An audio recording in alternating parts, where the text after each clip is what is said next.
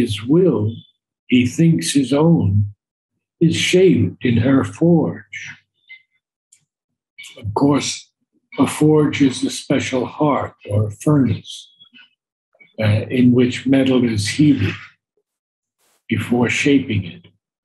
And interesting that Sri Aurobindo would be using such a strong word.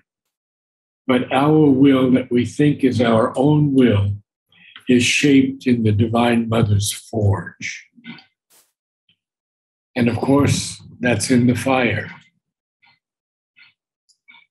Now, he continues, obedient to world nature's dumb control,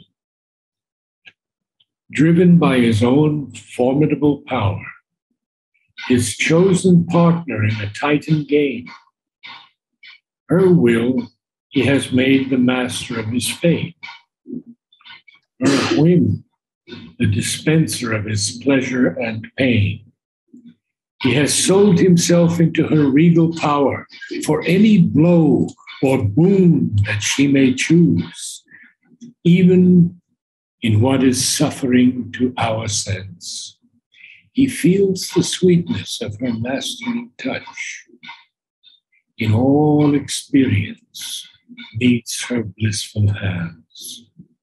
On his heart he bears the happiness of her tread and surprise of her arrival's joy in each event and every moment's chance. Well, this is the play of Deep Purusha and Prakriti. He is obedient, of course, to this silent control of the world nature. And yet, driven by his own formidable power, and formidable often means arousing fear or dread, but I believe here it means more awesome strength, awesome power. And driven by that power, his chosen partner in a Titan game. Now, Sri Aurobindo has a lot to say about Titan, but it's with the capital T. And here it is a lowercase t. And so this just means gigantic, immense game. Something of prodigious size or strength. His chosen partner in a Titan game, her will, he has made the master of his fate. Her whim, the dispenser of his pleasure and pain. So we see that everything revolves around his partner, Prakriti. It is, her will has become the master of his fate, and her whim the dispenser of his pleasure and pain. Now, a whim is a sudden or capricious idea, a fancy, we could say. Her fancy, the dispenser. A dispenser is one who bestows or administers something. Her whim is the dispenser of his pleasure and pain. Now, Sri Aurobindo says he has sold himself into her regal power for any blow or boon that she may choose, and even in what is suffering to our sense. He feels the sweetness of her mastering touch. In all experience meets her blissful hands. On his heart he bears the happiness of her tread, and the surprise of her arrival's joy in each event and every moment's chance. Well, there's going to be a lot more on that, but from the Vedic understanding, would you like to share something, Vladimir? Because this is a beautiful passage. Actually, the Veda, as we know, Rig Veda, doesn't really deal with this much. Interesting. Right. It's more in the post-Vedic thinking.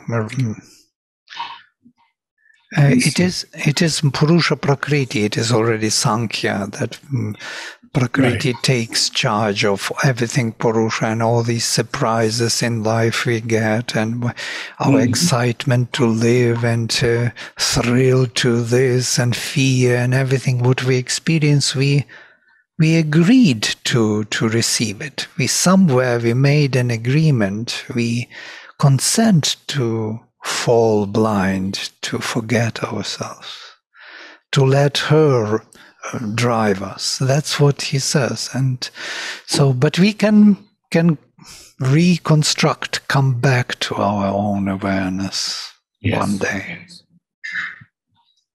So we'll continue on, because there's a lot in this passage. It's so beautiful of the Divine Lord giving himself to Prakriti. All she can do is marvelous in his sight. He revels in her, a swimmer in her sea, a tireless amateur of her world delight. He rejoices in her every thought and act, and gives consent to all that she can wish. Whatever she desires, he wills to be. The Spirit, the innumerable one, he has left behind his lone eternity.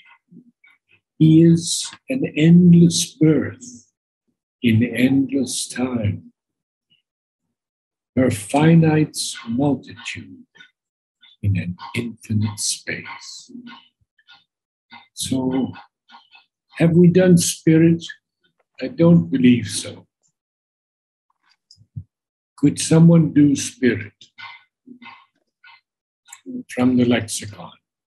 Very important. Natalie, do you have it? The first definition they give is the principle of conscious life, the vital principle in humans, animating the body or mediating between body and soul. This is a Cambridge Dictionary.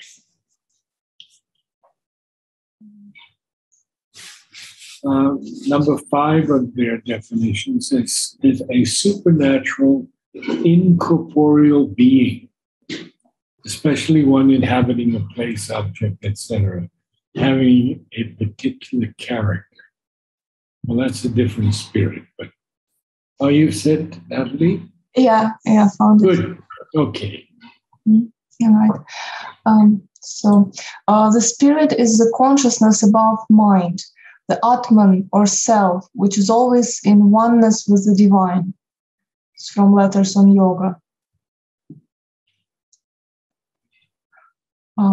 What we mean by spirit is self-existent being with an infinite power of consciousness and unconditioned delight in its being.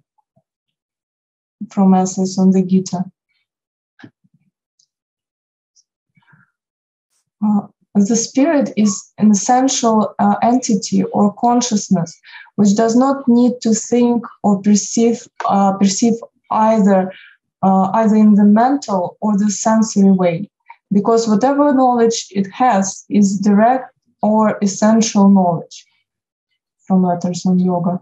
This is very important, isn't it? That it's an essential entity or consciousness, and it does not have to think or perceive in the mental or the sensory way, because its knowledge is direct or essential knowledge. And so it's the consciousness that's above mind, the Atman or self, and it is always in oneness with the divine. Now, we could say too that the psychic being is essentially in oneness with the divine, but it's evolving in the human form. So it is not the spirit, or sometimes Sri Aurobindo calls it also the soul. So let's continue on.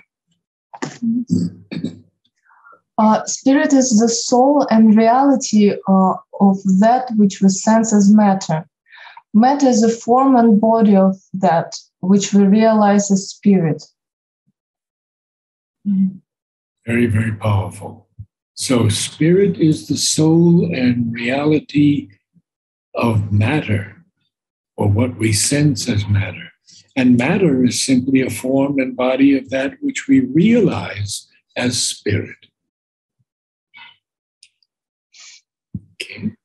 The nature of the spirit is a spacious inner freedom and a large unity into which each man must be allowed to grow according to his own nature. This has been, in the ashram, a perplexing thing for many people who have come. There are no dogmas, there are no rituals, there are no specified times for meditation. There are very few collective moments. We could say that when they marched before Mother, that was a collective moment of some people, but not the sense of these religious or yogic communities where you have to do this and you have to do that. And Sri Aurobindo makes it very clear in this statement of the human cycle. Each man must be allowed to grow according to his own nature. Continue, please. Spirit is the crown of universal existence. Matter is its basis. Mind is the link between the two. Spirit is that which is eternal. Mind and matter are its workings. Spirit is that which is concealed and has to be revealed. Mind and body are the means by which it seeks to reveal itself.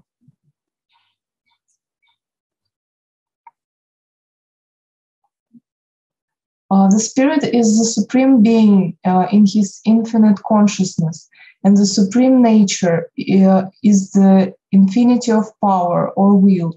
Of power or will of being of the spirit, from Essays on the Gita.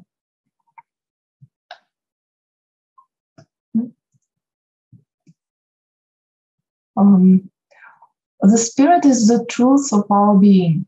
Mind and life and body in their imperfection are its masks, but in their perfection should be its molds. From Essays in Philosophy and Yoga. The spirit is the supreme being in his infinite consciousness, and the supreme nature. And the supreme nature is the infinity of power or will of being of the spirit.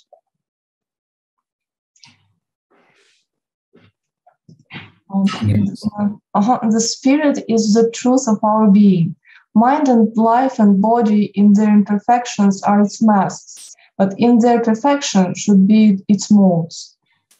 From Essays in Yoga. So beautifully stated. That it is the truth of our being, and mind and life and body, the lower three, in their imperfection are simply the masks of the spirit, but in their perfection should be its molds. And the last one. Spirit is a final evolutionary emergence because it is the original involuntary element and factor from the light divine. He has left behind his lone eternity. He is an endless birth in endless time. Her finite's multitude in an infinite space.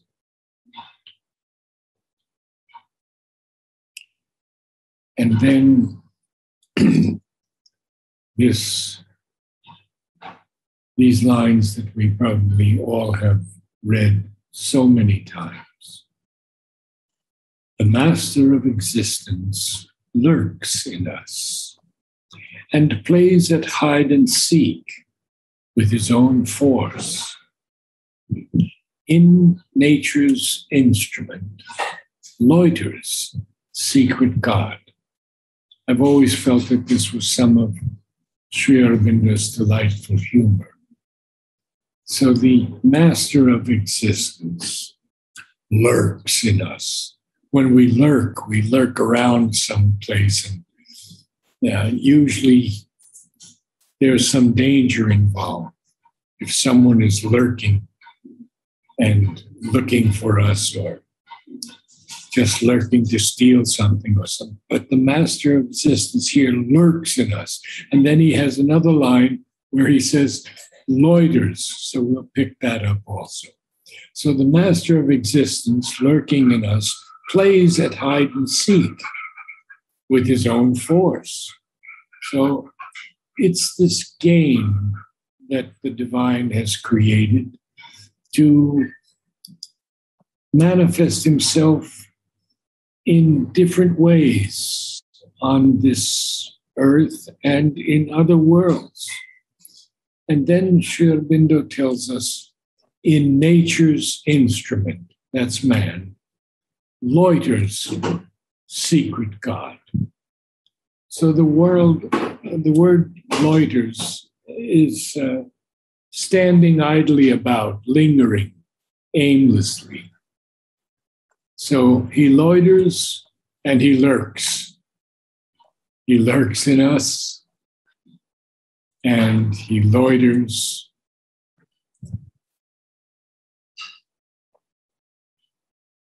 in nature's instruments, which we are. I think we have done force and I think we've done nature. So let me carry on now. The immanent lives in man as in his house.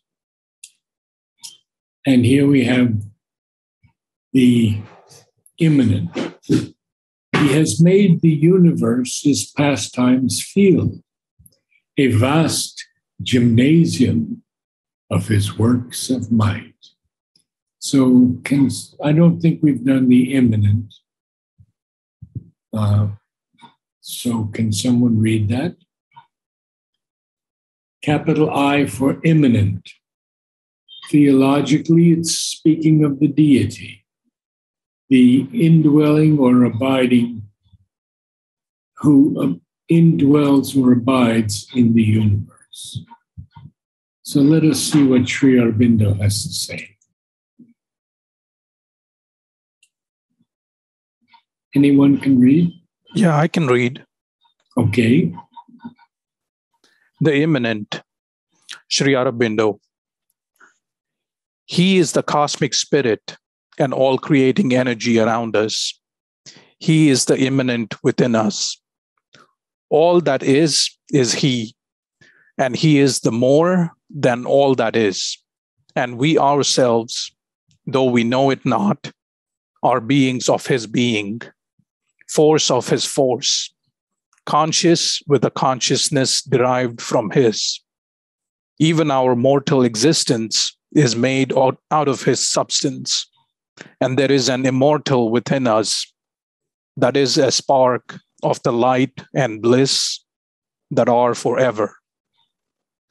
No matter whether by knowledge, works, love, or any other means, to become aware of this truth of our being, to realize it, to make it effective here or elsewhere, is the object of all yoga.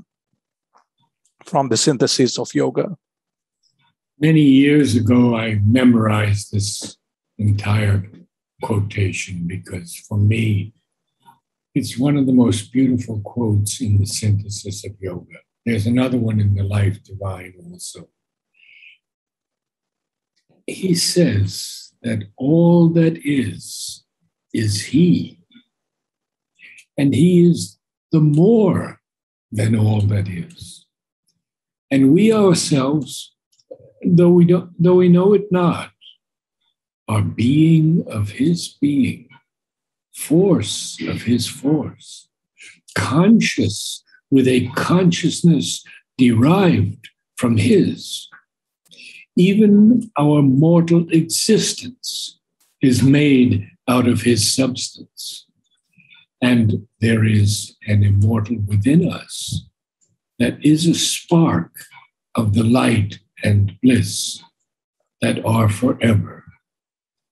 And the second sentence, no matter whether by knowledge, works, love, or any other means, to become aware of this truth of our being, to realize it, to make it effective here or elsewhere, is the object of all yoga. Continue, Nishan. It, the psychic, is constantly in contact with the immanent divine, the divine secret in the individual, from Letters on Yoga. Next. Next, it, the Gita, insists with a certain austere emphasis on the acceptance of the Godhead as the divine inhabitant in the human body. For he is the immanent in all existences. And if the indwelling divinity is not recognized, not only will the divine meaning of individual existence be missed, the urge to our supreme spiritual possibilities deprived of its greatest force, but the relations of soul with soul in humanity will be left petty, limited, and egoistic. From Essays on the Gita. Well, it's a bit telling that this is the way we see the world right now. The relations of soul with soul in humanity are rather petty, limited, and egoistic. Next. There results an integral vision of the divine existent at once as the transcendent reality, supracosmic origin of cosmos, as the impersonal self of all things, calm continent of the cosmos, and as the immanent divinity in all beings, personalities, objects, powers, and qualities, the immanent who is the constituent self, the effective nature and the inward and outward becoming of all existences. From the Essays on the Gita. All-knowing, he accepts our darkened state. Divine wears shapes of animal or man. Eternal, he assents to fate and time. Immortal, dallies with mortality. Now, have we done fate? Vladimir, you would know. I think we did in Okay. time. Mm-hmm. At time, I know we've done, yes. So the divine is, again, dallying. He accepts our darkened state. He even wears the shapes of animal or man. He assents even to fate and time because he's the eternal. And immortal dallies with mortality.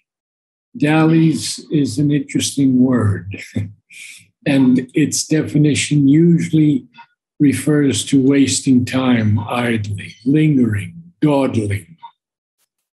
So we see that even toying with something, he dallies with mortality, he toys with it. The all-conscious ventured into ignorance. Then I have to go to the next page, which will be 67.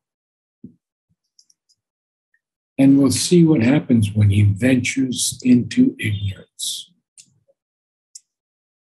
The all-conscious, now the all-blissful, again one word because it's hyphenated, bore to be insensible. Basically, insensible is unaware, unconscious. Incarnate in a world of strife and pain, he puts on joy and sorrow like a robe and drinks experience like a strengthening wine. Incarnate, of course, is the divine embodied in human flesh, especially the human form. So he is bearing to be insensible, even though he's the all-blissful. He is incarnate in this world of strife and pain and puts on joy and sorrow just like a robe and drinks experience like a strengthening wine. Then he continues.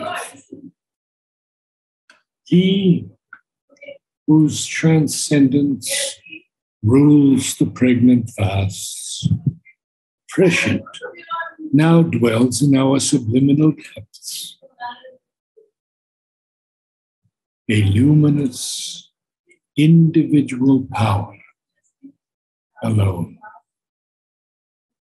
So we have a few things here to look at.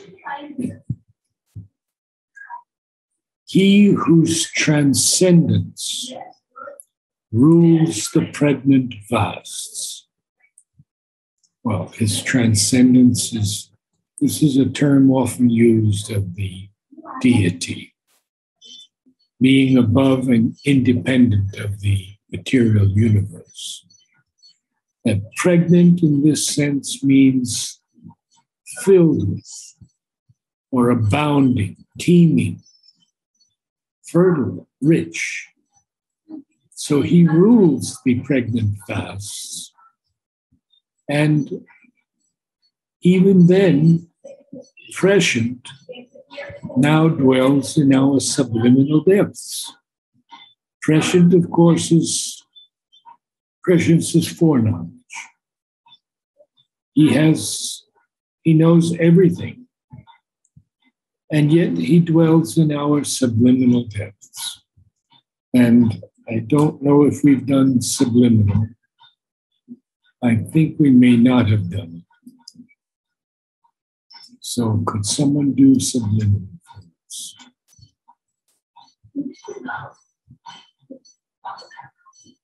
It's not capital here, no? Subliminal. No, it's not capital. And Sri Aurobindo doesn't use it always as a capital. I'll read the first part from the Life Divine. He says, the real subconscious is a neither diminished consciousness close to the inconscious.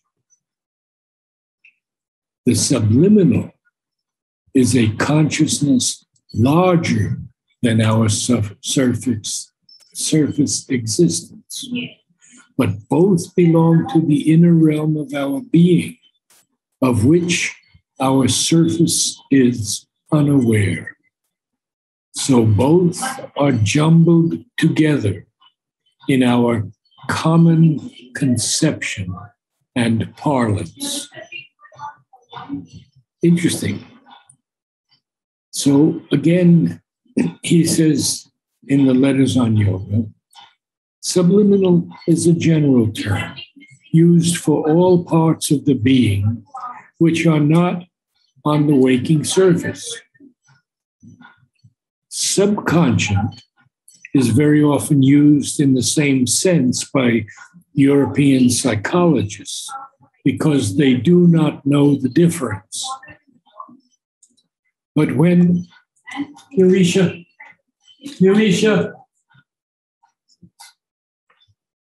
excuse me.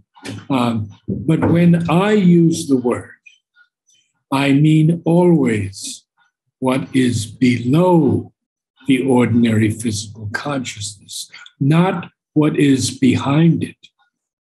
The inner mental, vital, physical, the psychic are not subconscious in this sense, but they can be spoken of as subliminal.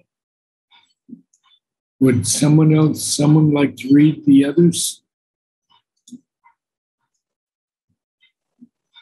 Okay. I can read them. Okay.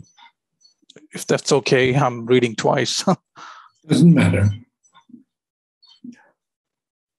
We might say then that there are three elements in the totality of our being. There is the submental and the subconscient, which appears to us as if it were inconscient, comprising the material basis and a good part of our life and body. There is the subliminal, which comprises the inner being, taken in its entirety of inner mind, inner life, inner physical, with the soul or psychic entity supporting them. There is this waking consciousness, which the subliminal and the subconscient throw up on the surface, a wave of their secret surge. But even this is not an adequate account of what we are, for there is not only something deep within, behind our normal self-awareness, but something also high above it. That too is ourselves. Other than our surface mental personality, but not outside our true self.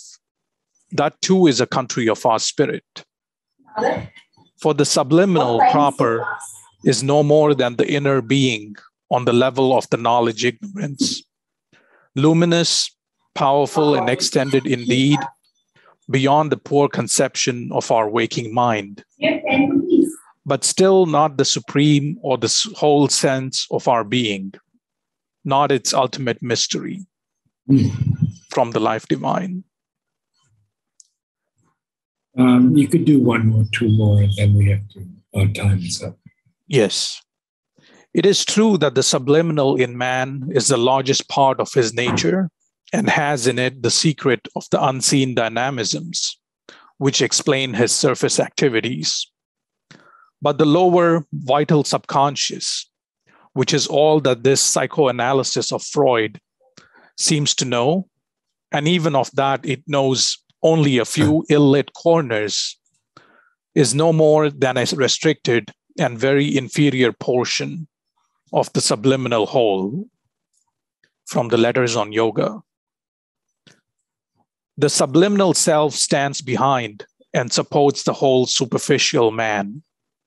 It has in it a larger and more efficient mind behind the surface mind, a larger and more powerful vital behind the surface vital, a subtler and freer physical consciousness behind the surface bodily existence. And above them, it opens to higher superconscient, as well as below them to lower subconscient ranges. From the Letters on Yoga. So we'll stop there today. I'd like to go over this a little deeper next week, because there's so much that Sri Aurobindo gives us in this subliminal, in these definitions. Namaste all. And Namaste. Thank you. Thank you for attending.